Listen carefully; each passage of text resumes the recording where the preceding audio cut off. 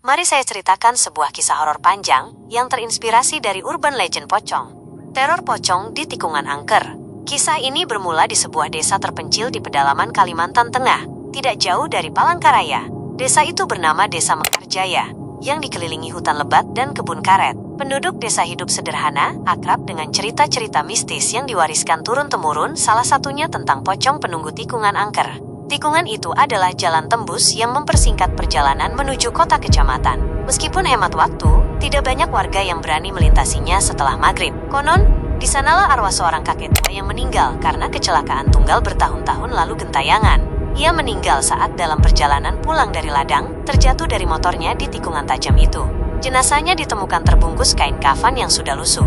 Dan sejak saat itu, desas-desus tentang penampakan pocong mulai menyebar. Malam yang terlarang. Malam itu, Rio dan Bima, dua sahabat karib yang dikenal berani dan sedikit nekat, baru saja pulang dari acara reuni di kota. Jam sudah menunjukkan pukul 1 dini hari. Rio yang mengendarai motor berbelok ke arah tikungan angker, padahal Bima sudah mengingatkan. "Yo, jangan lewat situ, lewat jalan biasa aja, muter sedikit nggak apa-apa." Rio hanya tertawa. "Ah, cuma mitos Bim. Lagian, ngapain takut sama pocong? Paling cuma orang iseng pakai sarung putih." Bima gelisah. "Jangan gitu yo, banyak yang udah ngalamin sendiri, ada yang sampai sakit seminggu." Namun, Rio tetap melaju. Hutan di kiri kanan jalan semakin gelap, hanya diterangi sorot lampu motor mereka. Suara jangkrik bersahutan dan lolongan anjing dari kejauhan menambah kengerian suasana. Udara terasa dingin menusuk tulang, bahkan lebih dingin dari biasanya. Saat memasuki tikungan, tiba-tiba motor Rio mati mendadak. Rio mencoba menyalakannya berkali-kali, tapi mesinnya tak mau hidup. Hening mencekam. Hanya suara detak jantung mereka yang berdegup kencang yang terdengar. "Sial, kenapa mati di sini sih?" gerutu Rio, sambil terus mencoba menyalakan motornya. Bima meraih lengan Rio. "Yo, coba lihat itu." Tangannya gemetar menunjuk ke arah semak-semak di pinggir jalan, tepat di balik pohon beringin tua yang besar. Penampakan, dari balik kegelapan, muncul sesosok putih pucat.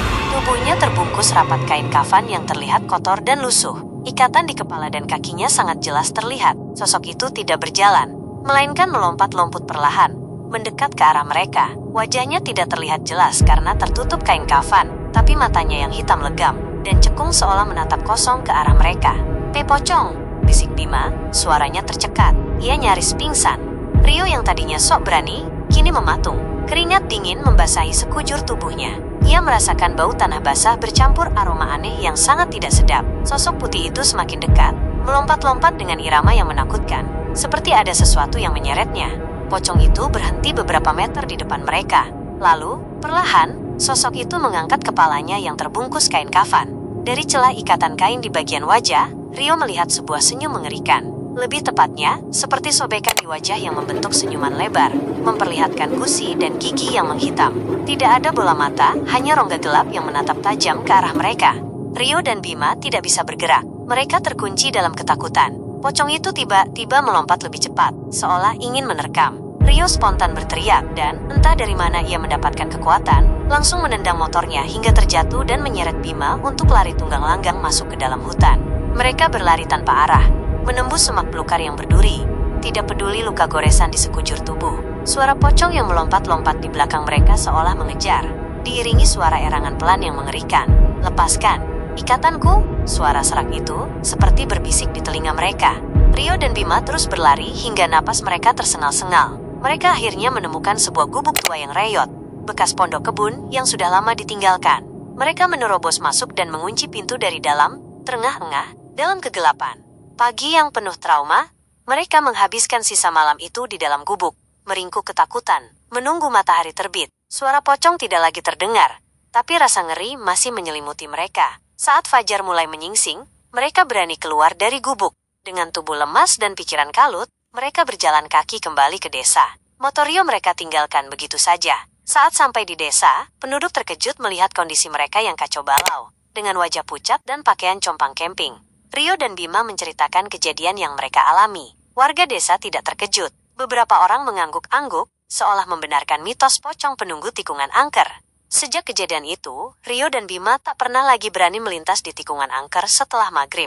Rio yang tadinya sangat skeptis, kini menjadi orang yang paling percaya pada keberadaan pocong. Pengalaman mengerikan itu mengubah pandangannya tentang hal-hal gaib. Motor Rio akhirnya ditemukan warga beberapa hari kemudian di tikungan tersebut, tergeletak di samping pohon beringin tua. Tidak ada kerusakan berarti, seolah motor itu hanya mati mendadak dan terjatuh begitu saja. Namun, bagi Rio dan Bima, kejadian itu adalah bukti nyata bahwa ada hal-hal di dunia ini yang melampaui nalar dan tak bisa diremehkan. Terkadang, mitos dan urban legend bukanlah sekadar cerita kosong, melainkan sebuah peringatan yang harus dihormati. Apakah Anda ingin mendengar kisah horor lain?